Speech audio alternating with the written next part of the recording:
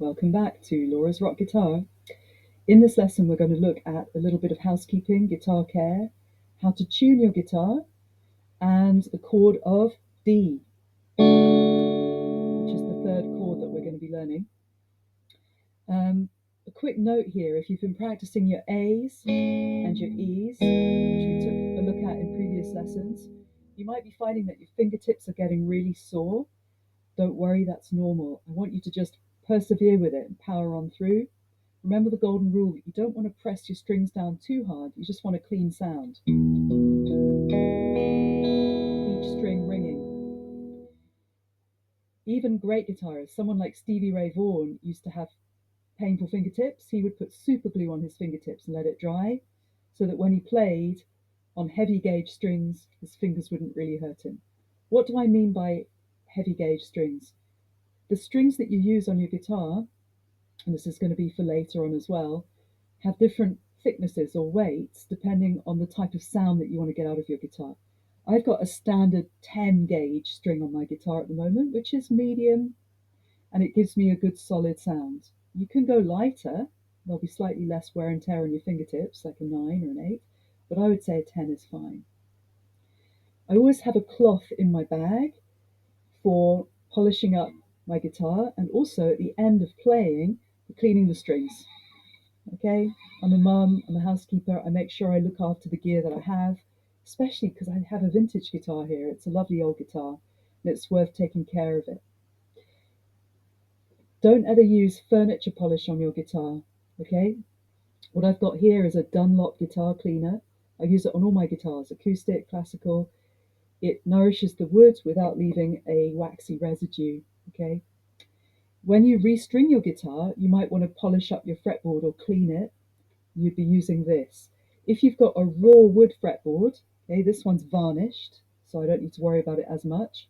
You want to use lemon oil, a tiny bit, to nourish the wood. Okay, so look after your guitar, it will last you a lifetime. Right, looking at tuning, there's nothing worse than hearing someone play a guitar that's out of tune.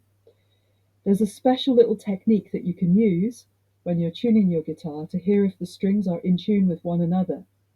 But most people also use a simple tuning device like this, okay?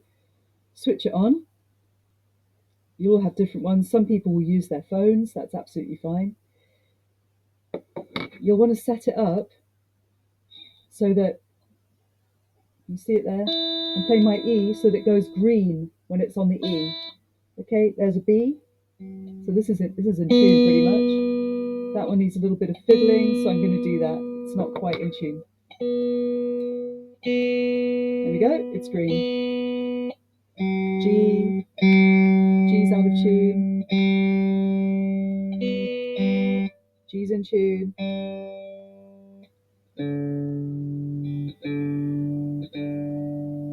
Every time you get a green light on the right string, you know you're in tune. As a rule as well, when you turn your tuning pegs, you want to turn up to the right note rather than down. Okay, so we're on D at the moment, struggling to get it.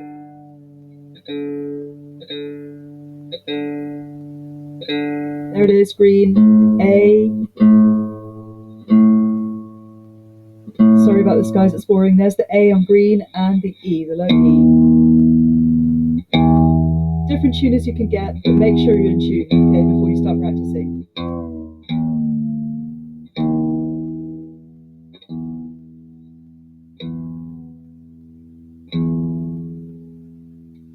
There you go. Okay, so I'm in tune. Using the tuner is a really simple way of doing it, but I'll show you another technique now if you don't have a tuner to hand.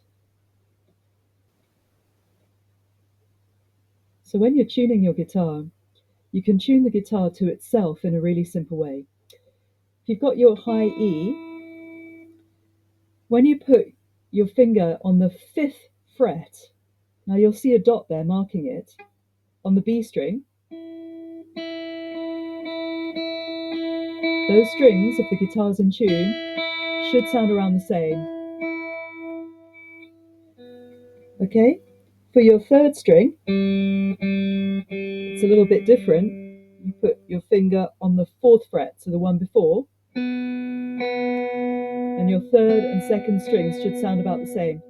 These don't actually. Bum, bum. Can you hear it? It's a little sharp, so I can twiddle my tuning key and get it right. It's a low.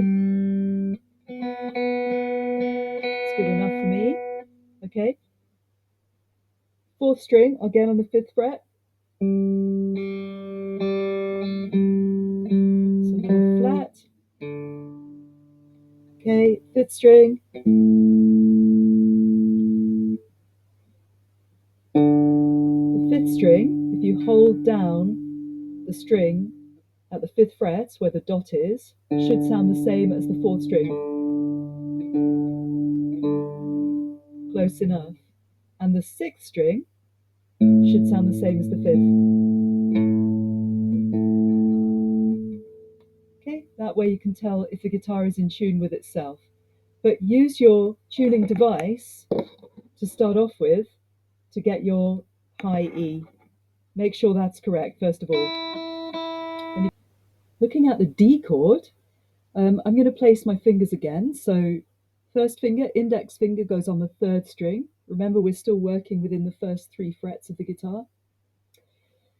This finger, middle finger, goes on your 1st string. Okay? The important thing here is not to block that middle string.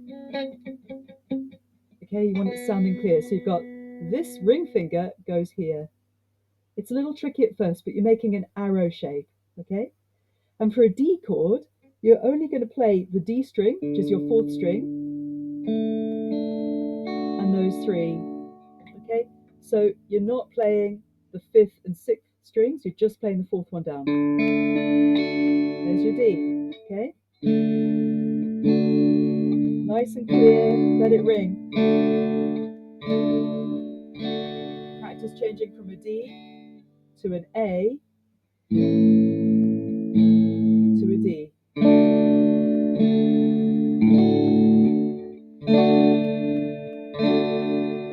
D, A,